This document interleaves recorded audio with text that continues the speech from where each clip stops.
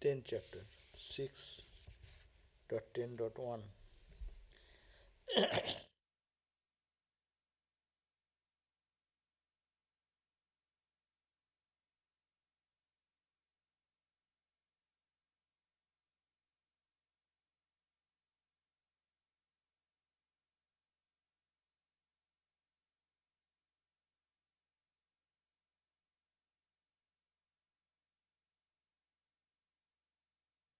Vasudeva Sutam Devam Kamsa Chanuramardhanam Devaki Paramanandam Krishnang Bande Jagadgurum Om Shanti Shanti Shanti.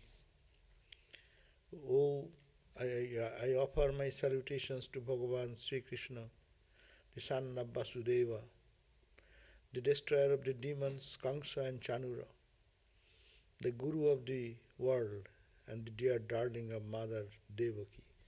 We salute him again and again. Om, peace, peace, peace be unto us all. So we are back to reading of the Bhagavata, and it is book number 6, chapter 10, verse number 1. We start today. So beforehand we heard that the Indra and all the host of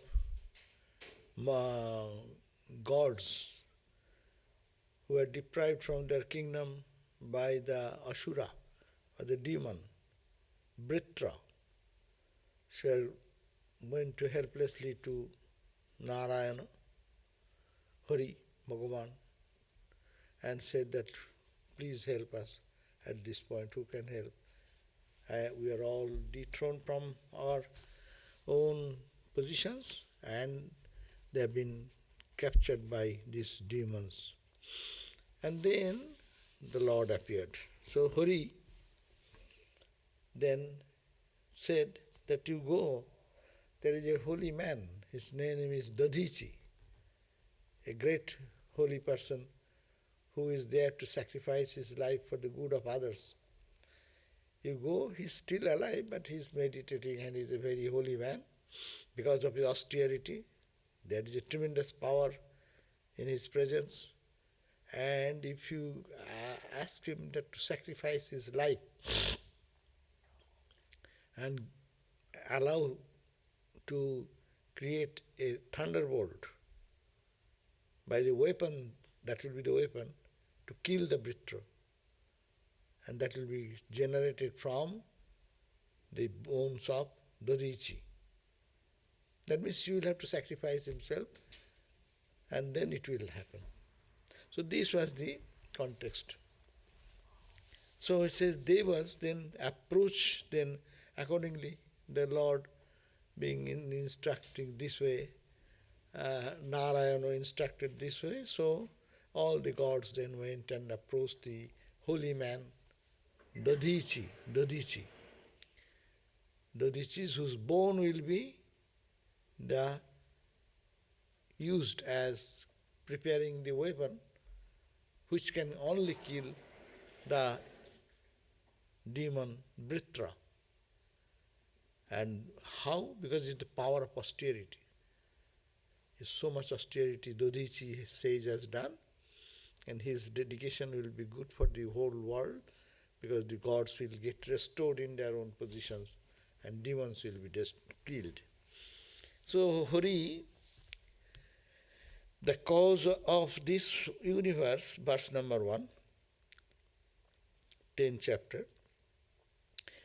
So Devas now went back, went to the great, imagine that great sage Dadichi. So why, when he went, all of them went away? But the Narayana who appeared before them just disappeared again. After giving this blessing, this is the way you go and you approach Dadichi to sacrifice his body for the good cause of these gods. And he disappeared. So Hari, the cause of this universe, now disappeared from the sight of the celestials, means the gods. after having advised Indra in the way we just talked about. Now, all the devas and Indra went to, and when the devas approached the great sage Dadichi, they all went there and begged before the holy man and requested him as instructed, as Narayana instructed. Then he looked pleased and replied jestingly as follows. It's very special, you see. If someone comes to me, can you dedicate your life for our cause? You will die, and then you will create an weapon out of your bones. How happy you will be.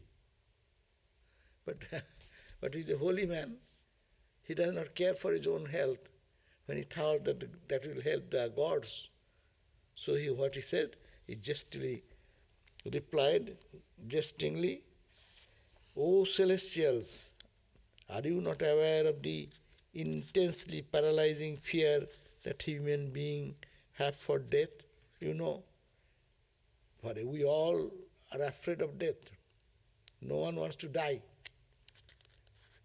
Though we are old, our memory is failing, but still I want to live more. So that is a tendency in everyone, not to die, deathless. Jivas, individuals in whom love of life is instinctive. It is very instinctive for everyone. Any individual entity, right from insect to the tiger, to the lion, to everyone is afraid of dying. Human, king to the poor, everyone is afraid of that shall I die. So it is very difficult. And they cling to this dear body with passionate attachment. We all have that. So the sage said, no, as a human being, everyone you are approaching me for dying, but everyone is born in as a human to subhuman, have one fear of losing the life, and death no one wants, no? So you know this. Then you are approaching me, just jokingly he said. The devas, the gods, then replied, O great one, for person like you, greatly reputed for your holiness, for nobility of your actions, and for your universal love, what is there too difficult to give away as gift? It is maybe for general people, but you are such a great and noble spiritual personality. You have done so much of austerities and meditation, and you have detached from the body. So, what is difficult for you to give up the body? You are jokingly saying me that everyone likes to hang on or cling on to the body. That's true. But you are not falling in the same category. You are a different category of person. Men who are interested only in their own well-being never understand the suffering of others. But if they did, they would never beg in this way as we are doing. So he says that others don't understand that everyone can give away everything when they know that when they know that this life is given for a good cause. No? The holy people can do that. Ordinary people, it is really so, clinging to the life and holding on to life, don't want to enjoy the world. Even if you cannot enjoy, to live at least don't die. No. For their life, anyone can do anything for the protection of the life. So, men who are interested only in their own well-being never understand the suffering of others.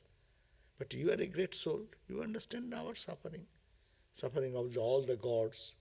All the gods' suffering means all the people who are ruled under us, they are suffering. Bad king, bad administrator, bad ruler of the country. So, suffering is for the people who are subjects. So it is for the suffering of others we are asking you to dedicate your life, no? So, and if they did, they would never beg in this way as we are doing. Huh? So, men who are interested only in their own well-being never understand the suffering of others. We are gods, though, but we have clingingness to our own body. So we want to live, we want to rule, we want to go and maintain the, protect the three worlds, no? But I don't understand your suffering. I am approaching you. Shall you give up your life? It is my selfishness, though. But this is for the good of others. That's one point. And also, you are not like us. I am asking that I will be king of the gods.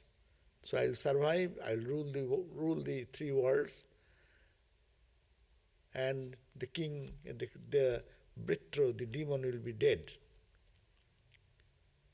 We are selfish, but you are unselfish. So for you is nothing. Anyhow, and one who has the resources and inclinations to make a gift would never refuse to oblige, no? So you have a gift to give us. So you should oblige us with your blessings. Then the Rishi said, Rishi means the Dodhichi. Dodhichi said, I refused your request at first in order to hear from you what is Dharma, the right course. You are gods, no? I am a human. The sage is a human being, no? And God has come to the human being asking for some help.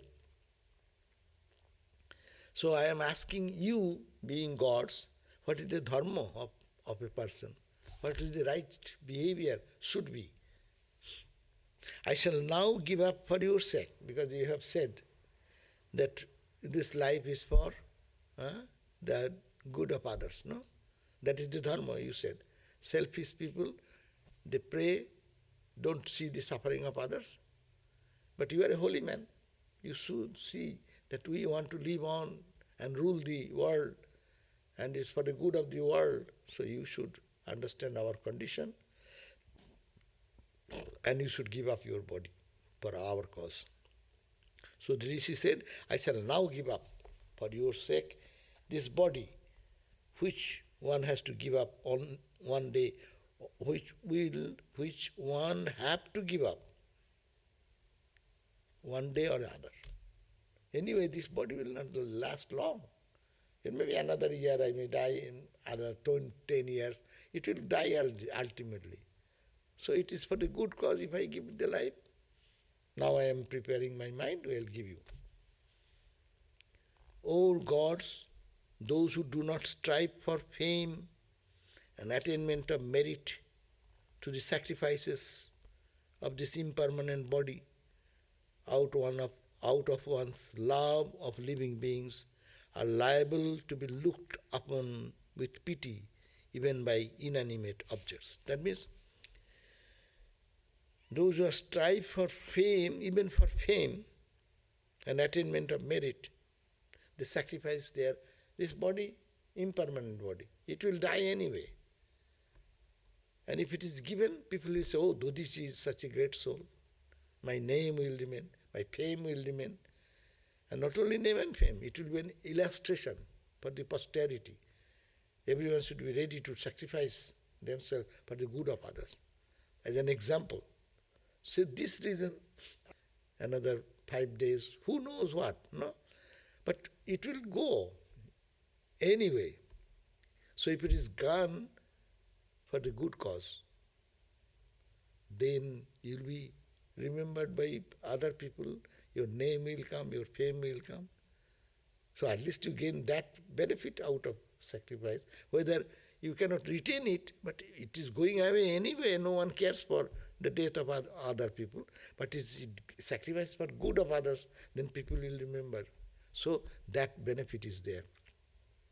Therefore, the eternal path of virtue followed by men famous for their holiness consists in their feeling sorrow for the sorrows of others and joy for their joys. This is the great teaching, 9th verse.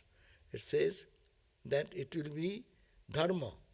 It is the Dharma of, it says the etavan of etavan abhayo dharma punna slokoir upasito. Those who are punna slok, who have good karma, who have mind is pure, they should think this way.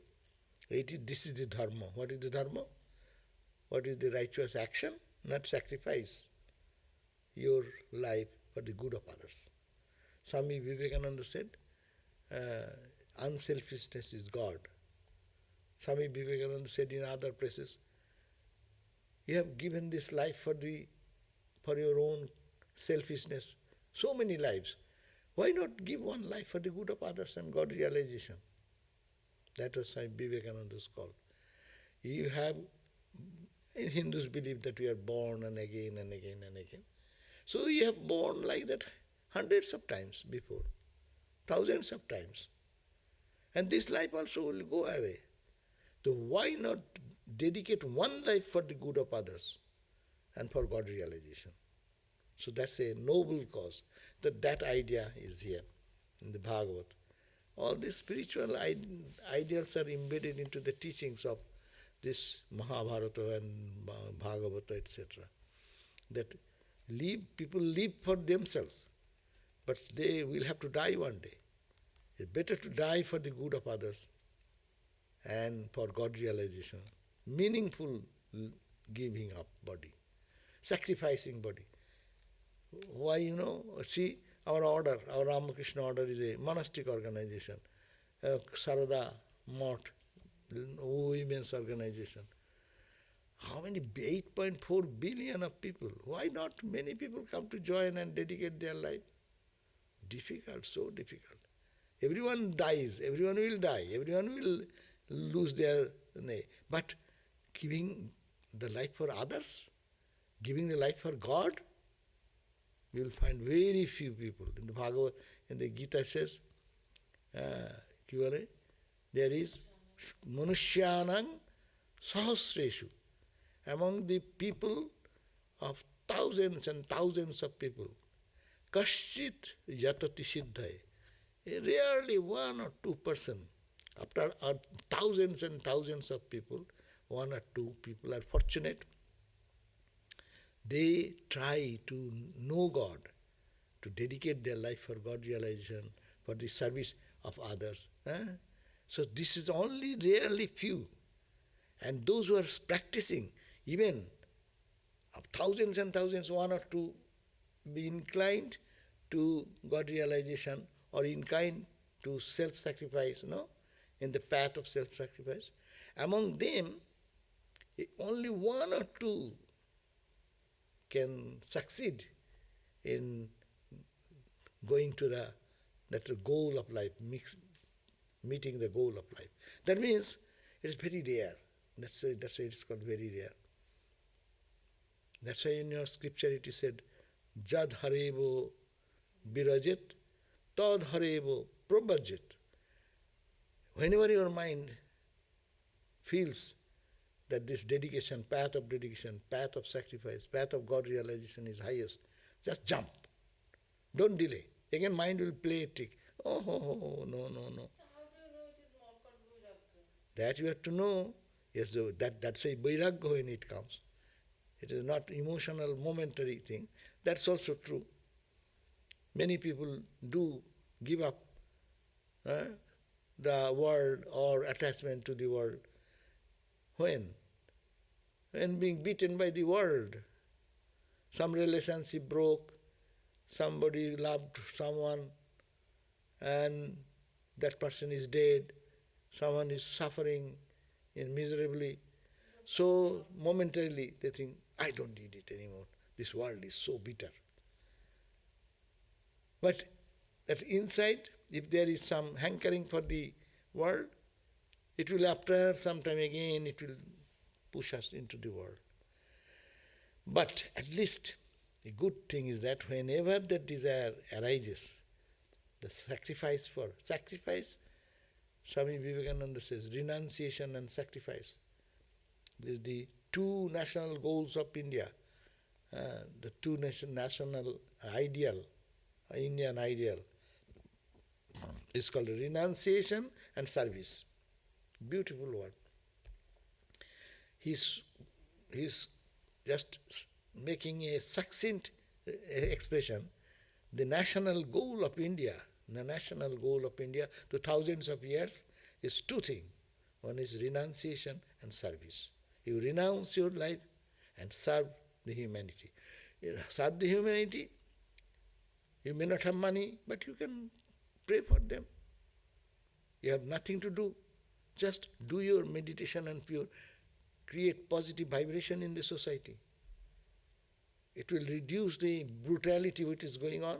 If many people are really thinking of holy thoughts, that holy thought would have counteracted the negative thoughts. So that is the call, renunciation. And Bhagavat is giving that in the ideal of when the Dodichi, the sage, is saying life will go in one day or other. It is they live who live for others. Swami Vivekananda says, they only live who live for others. Others are dead, more than dead. Vivekananda's words are very powerful, and he himself lived that life. He used to cry for the suffering of others, and he used to enjoy the joy of others. That means there is that unity in diversity, unity in these varieties. And goal of life is to sacrifice. Nothing great happens in the world without sacrifice. Look at that. Even simple example, you are cooking nice meal. So starting from planning and shopping and purchasing and then what is called the preparing and frying and doing all these things, it takes such a long time. Sacrifice. You sacrifice so much time to give some joy to yourself and to others. So much sacrifice. Even for day-to-day living, we need sacrifice. That's why those who live for others, they live. Others are more than dead. Swami Vivekananda says. They are living in the world, they are earning money, they are going for all other fun and joy of life, but they are dead in the spiritual awakening. So the eternal path of virtue, followed by men famous for their holiness, consists in their feeling, they feel the sorrow for the sorrows of others, and feels the joy for the joys of others. It is indeed a tragedy, it is indeed a pity that man fails to do good to his fellow beings with this body which is ever threatened with death and is bound to be food for dogs, and with his wealth, children, and other resources which are transient and intrinsically worthless. After death, what happens? People accumulate their wealth, people accumulate their family, friends, and all this good. But to think what remains, what goes with us. That's why it is said that it is all meaningless living. So the sage, while dedicating his life, before that he is speaking that it is indeed a tragedy, it is indeed a pity that man fails to do good to his fellow beings with this body. This body is for doing good to others. But people fail to do that. Why? Being which is ever threatened, this body is ever threatened by death. And ultimately it becomes ashes in the cremation ground. Or there, you see, in our Indian cremation ground, people sometimes burn their body little and they go away. Then jackals and dogs, they come and bite and eat. So this is the end of the body. So giving a grim picture, saying that here in America we don't have these grim pictures. India is very grim. in the cremation ground, you go, you will see the son will have to do this cremation of his father or his how? He will prepare a pyre with the firewood and put the body, the son will have to put the body, who is very dear to him, to detach. It's a very crude thing. And then the son will put the fire and see the mortal body is burning to take away the detachment. But anyhow, so this is the, and when here we give a switch and it goes into the box and everything goes, and we don't know anything what is happening. But it's happening in India also. now it's happening. That is because so many people are there, they are dying where they will put. But anyway, but in physical eyes you can see what is happening to the body. 5 elements created the body, you know. So you see, we saw, because our sadhus, when the all the monks, they also die. We have a place in our Belur Math, Holy Land, one corner kept for burning the body. They prepare beautiful platform of firewood, and then put the dead body as if that's a beautiful, Indian style is beautiful. They say they take the body to give a bath as if he is going back to his own home, eternal home. Give the body a good bath, then smear with sandal paste and new clothing, and because he is a monk, he will be given some begging things. They will be given some cloth, Gerua cloth, and a begging bowl. There will be some fruits or something, they will give it, no? As a time of monastic vows, it happens. Our monks and nuns, they take a shower and use the new clothing of Gerua, and they are giving a begging bowl, and someone will give some beg to others, and they will give some fruits and something. And then, as if he is going back with the sandal paste, etc., etc., pure, return journey to eternal home. And then that body is put into the pyre. And others cry, but Belur Math, we sadhu smile. We sing beautiful songs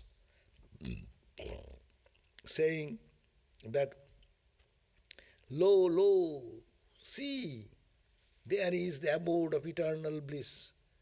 There is a singing and dancing going on, joy eternal. All the gods and goddesses are dancing in joy. See the abode of permanent peace and permanent joy. Oi je dekha jai, behold, see, Ananda Dham, the abode of infinite bliss. Ananda Dham, apurva shobhana, a beautiful shining. Bhavo jalo dhiro pane jyotirmaya, beyond the waves and ocean of turmoil of life and death in the world, that abode of eternal peace. Oh, lo, see, the joy, eternal joy. So, and then they sing, and then this okay. And what happens? You will see the body first, the water comes out, water element oozes out of the body in the heat. Then, see all the burning of the flesh and this and that going on. So you see before your eyes, all this transformation is happening. So again and again, you see that all the 5 elements, air element already gone, because breathing is stopped. There is the prana, air. Then water oozes from the body. Water, earth, water. That's key. Fire. The body heat merges into the heat. Already dead body becomes cool, no? Whole body becomes cool. That is the heat. What is how now you have how many? 97.8 or what? What is the temperature? 98.7. So 98.7 will go down. There is no heat. Heat merging into the cosmic heat. Water oozing out. water mixing into the water element, vapor. And then this, all these bones and these flesh, they are all getting into burning. So it is going to the ashes. It becomes ashes. Ash is the earth element. Earth element, it goes, mixes with the earth element. And the space, I am taking a space, when the body will be burnt, the space goes back to the space. We have taken a loan, 5 items from the nature. And when you die, all the 5 items you have to return. Air, water, fire, temperature, body temperature. Air, water, fire, heat and space. All to be given away. So whatever you took it from the earth, water, we are eating, drinking water every day, we are eating fruits and flower, whatever vegetables, etc., growing in the earth element, breathing the air, all to be returned to their home. So then what is this life? People get the spirit of detachment. See, this is the ultimate goal of the body. How much you praise it, how much you keep it nicely, you will have to come to the conclusion one day or other. Or today, tomorrow, after 10 years, 20 years, 30 years, 50 years, it will come. So, better to give it for good cause. That is the approach here. So, our lives also should be given like that. Give it one life for God. Give it one life for the good of others. You have enough lived for yourself. Your own joy, your own fun, your own money, your own me, mine. You have done enough and enough and enough. Now do one life for others. See what happens. So that is the call here. Now, So for that, one doesn't have to be correct. Even if you are a householder, you can do that. yeah, everyone can do that. The Dodichi just says he is not a saint and a monk. Munis are not normally, they are householder people. They have their family life and they are retired and then step themselves into meditation and practice. Now making the thunderbolt weapon, now 11 verse, the Sukadev, the Sukadev who is narrating this story, he says, resolving thus, Dodichi united his spirit with the Supreme Lord. So what he did that Supreme Lord, God, and himself, he took his Jivatman, identified with the Paramatman, and thereby left his body dead. Ramakrishna easily could take the mind from here to God. No. So he says that Jivatman individual, Dodichi, who was approached like that, and Dodichi said all these things, and he sat in meditation and put his mind into the Supreme Self, Paramatman, and thereby left his body dead. Body become dead. Because he is expert yogi. As he sat for meditation and deeply went into the identification with the Atman, Supreme Atman, and got identified there in samadhi. With the senses, pranas, mind and intellect controlled, and with his consciousness concentrated exclusively on the reality, he withdrew his all identification with the senses, eyes, ears, etc., etc. Mind controlling the prana, breath of the prana, and then that time it becomes kumbhaka, no breathe out and in. At the time of death, what happens? Breath stops, no? And he did it because he's a yogi. By the will force, he stops his prana, connection with the external world, and mind fixed in the Paramatman, and he left the body. He broke all bonds through supreme yoga and left his body without even being aware of his passing away. Because that is the yogi's beauty. They need not have to feel aches and pains and this and that. In one stroke, they pull out the mind and put in God. Those who can do good meditation, they can do, no? If you are a good meditator, then you can just, your aches and pains and something going on in the body, just you pull your mind and put in God, that's all. So, your bodily pain, you will not feel it. So he is a perfect yogi, so controlled his prana, all the senses organs withdrawn, and the mind set into the consciousness of the Paramatman, identified there, and left the body. And now, even the body now available, but you have to create a thunderbolt. Who will do that? We need some engineer.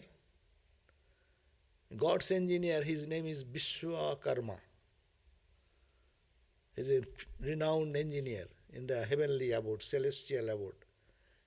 Hindus say his name is Vishwa, means the world, Karma means who created, or he engineered.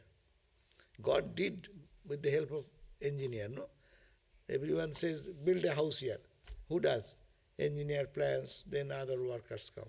So here, great engineer is Vishwakarma. He is also a god, but he is working, looking after the engineering department of God's creation, no? So he was there, Vishwakarma, made the thunderbolt weapon with the bones of the great Rishi. And Indra, then endowed with the power of the Lord, took it up.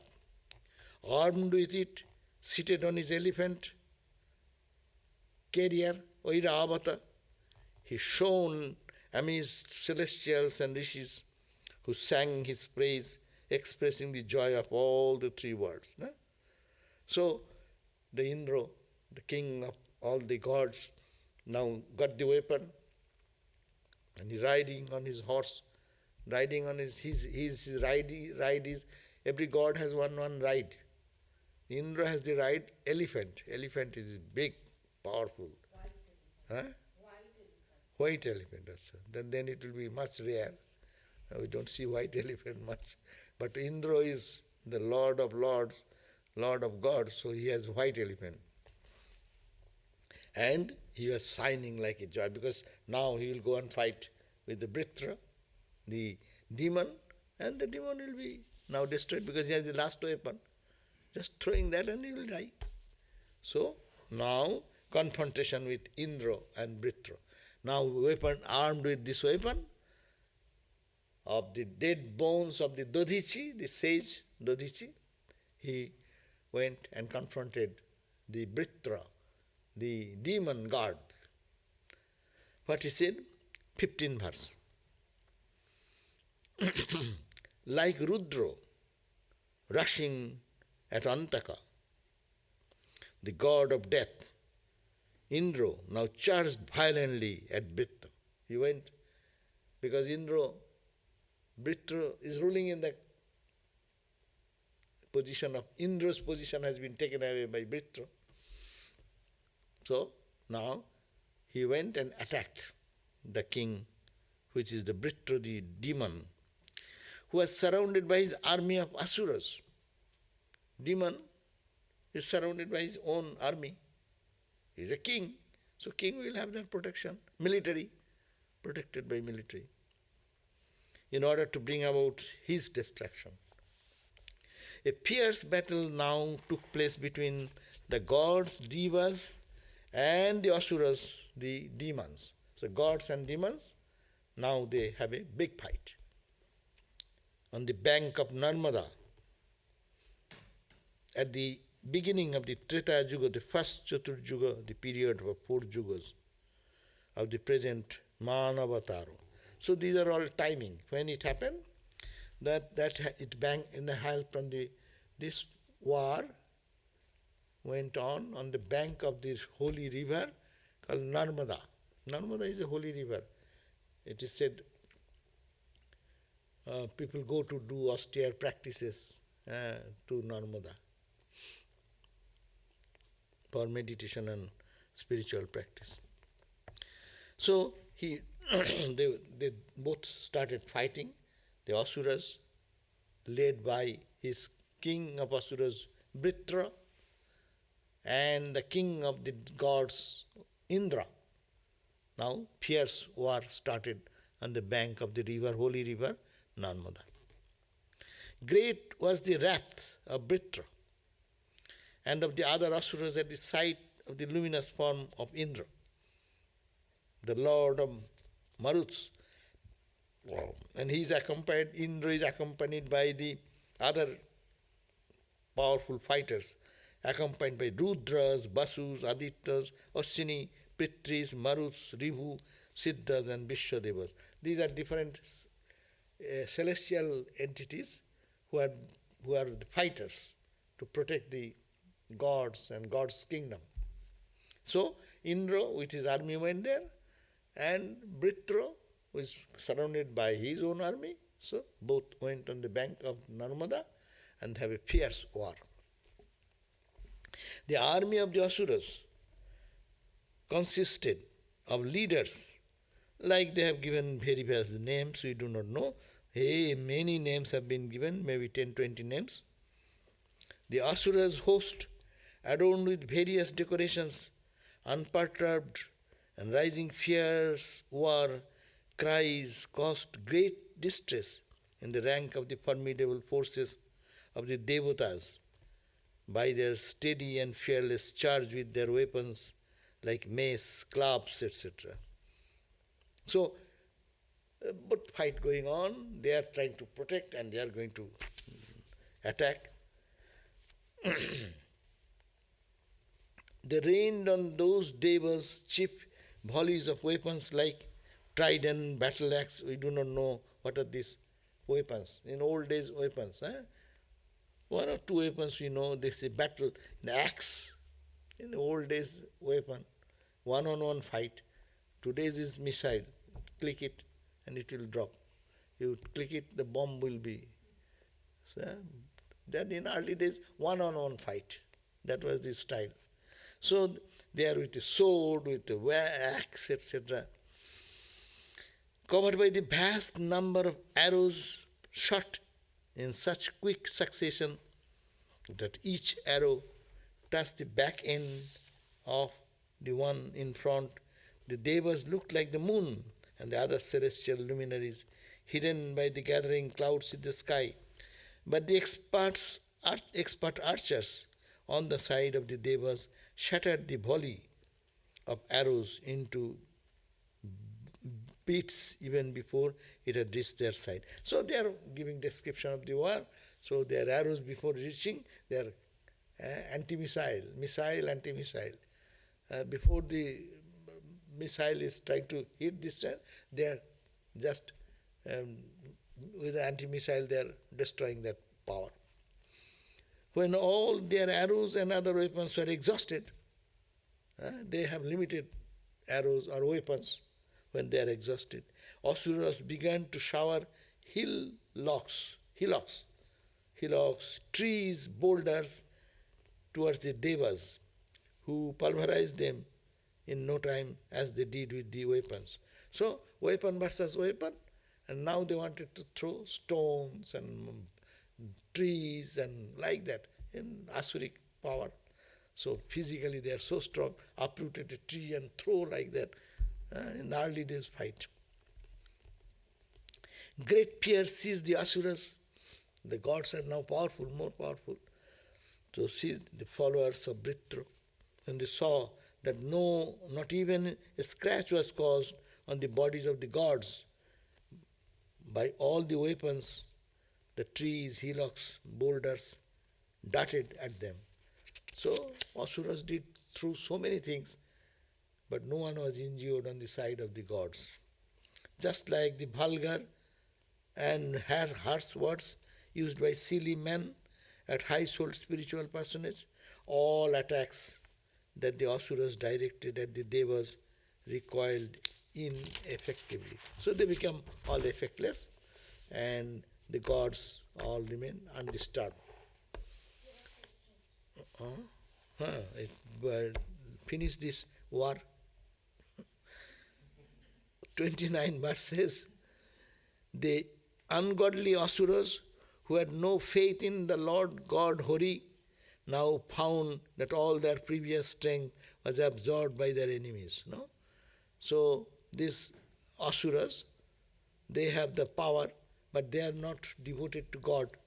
So their power is limited, and the gods are now powerful because they are supported by the Lord God, the Creator God, Narayana or Hari.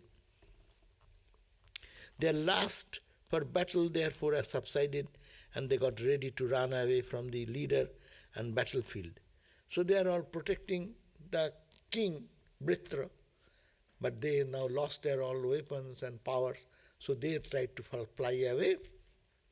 The courageous and intelligent Britra, on finding his defeated and terror-stricken followers ready to take to their heels, smiled and addressed them.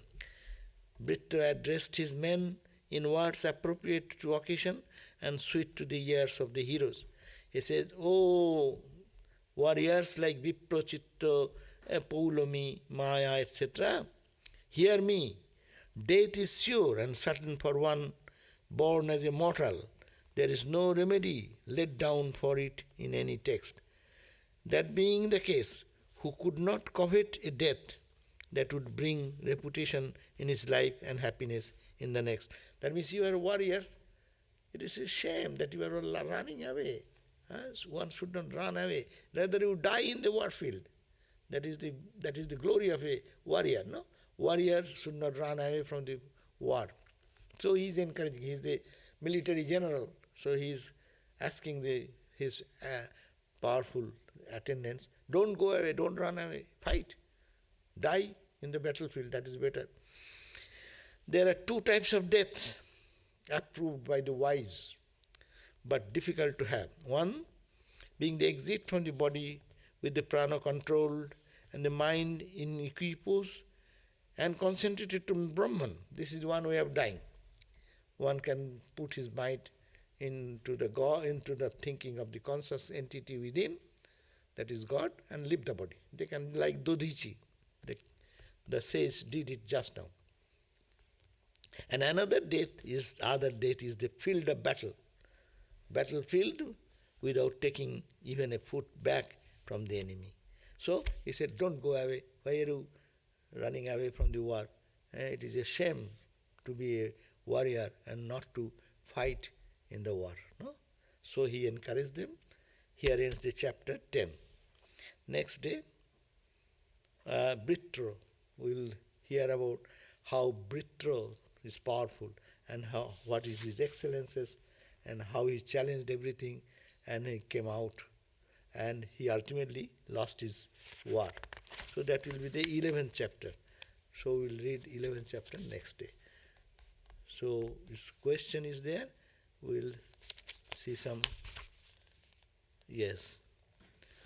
It goes on talking about how they fought further with Britra. Now the army was a failure.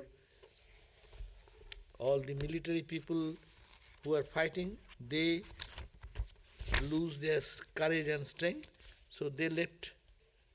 But now the military general is waiting to be fought, and he is the main culprit. So to kill him is the goal of the gods, to go back to their own kingdom. So that we'll read in the next day. Thank you.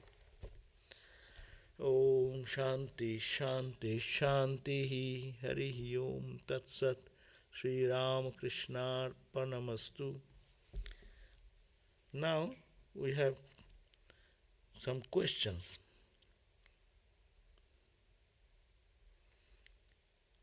What is the best way to pray for someone? What is the best way to pray for someone?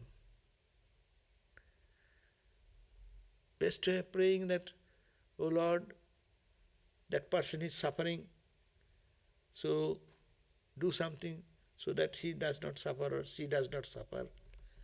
He is in distress, oh Lord, please remove the distress and suffering from his or her life. That may be the normal prayer, but better prayer will be said, please do what is good for him.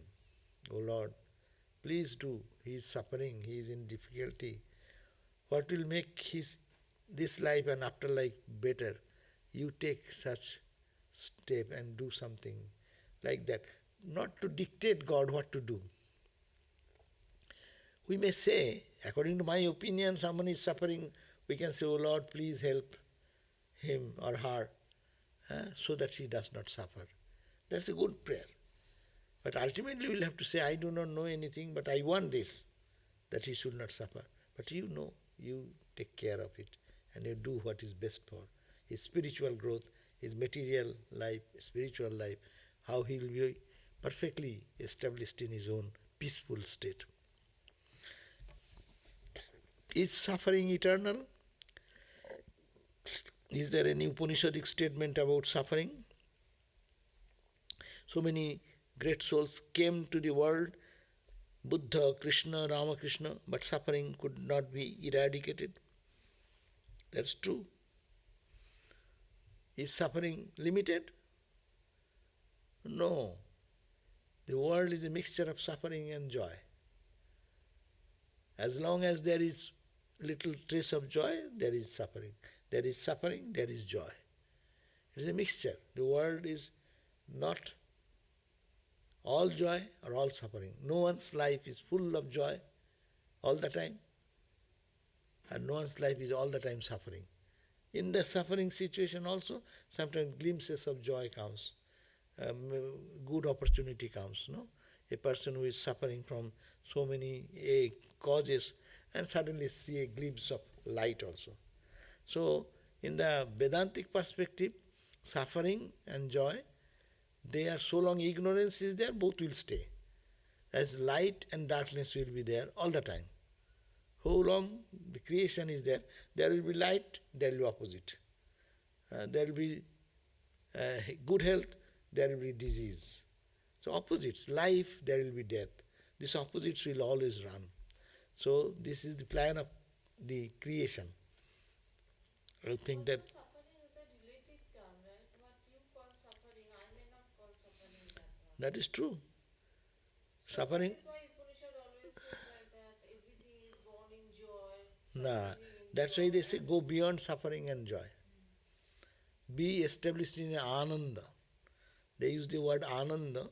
Ananda is a state beyond suffering and beyond joy. Joy is temporary. Suffering is also temporary. Suffering goes and joy comes and joy goes, suffering comes, suffering. It's like a rotating thing. We are not to be in the cycle of neither joy, neither suffering. But we have to go beyond, which is the absolute unchanging. So that is the goal. And so long we are in the world, there will be this duality. Joy and suffering, suffering and joy, birth and death, disease and health. All this will be there.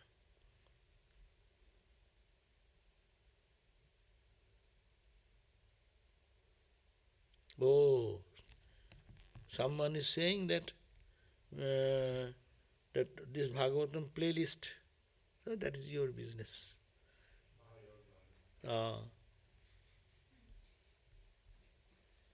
Oh, why it is not done? Oh, but it can be done easily.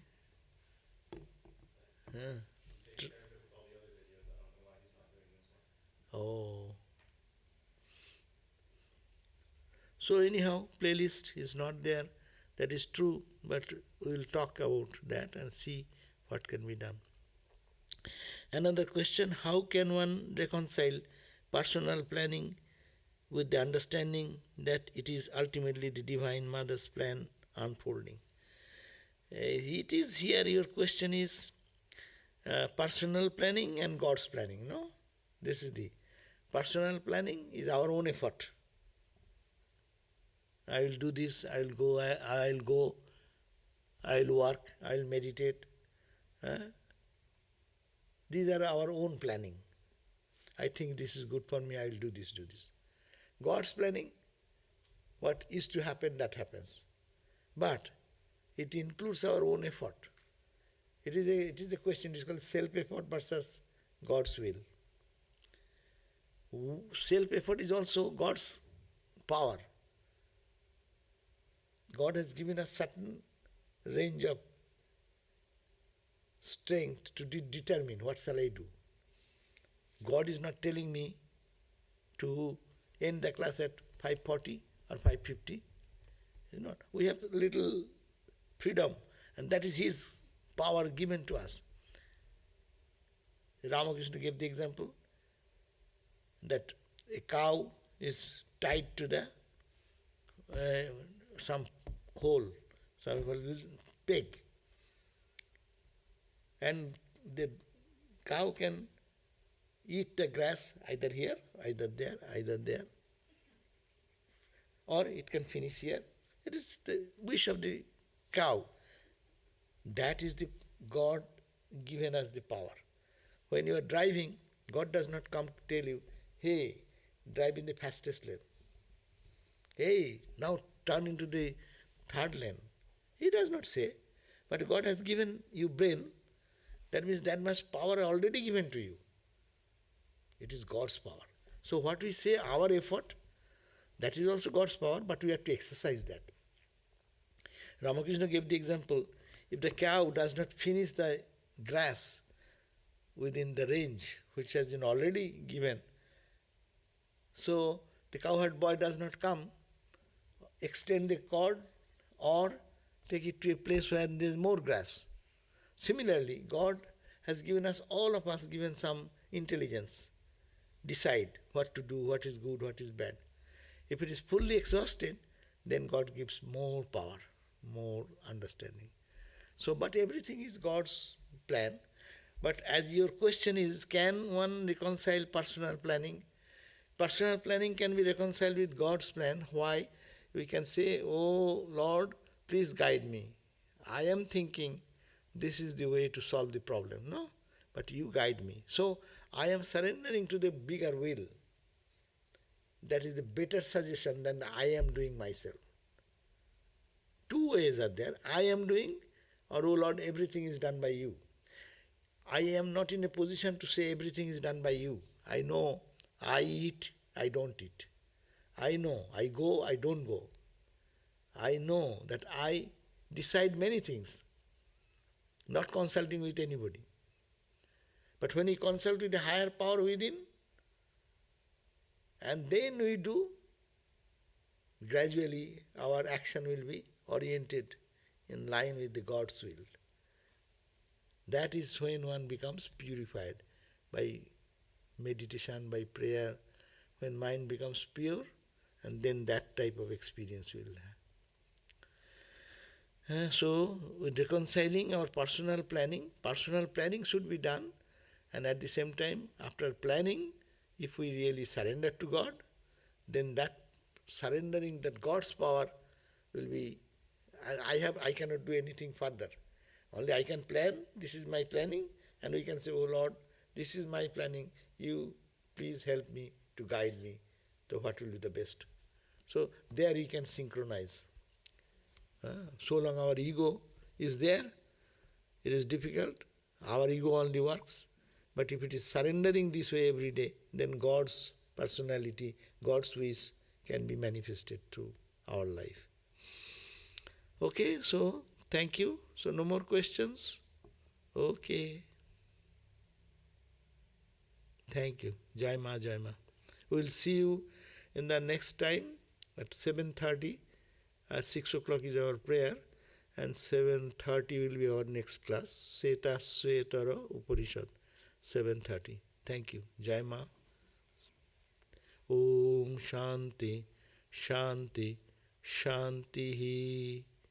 Harihi Om Tat Sat Sri Ramakrishna Arpanamastu.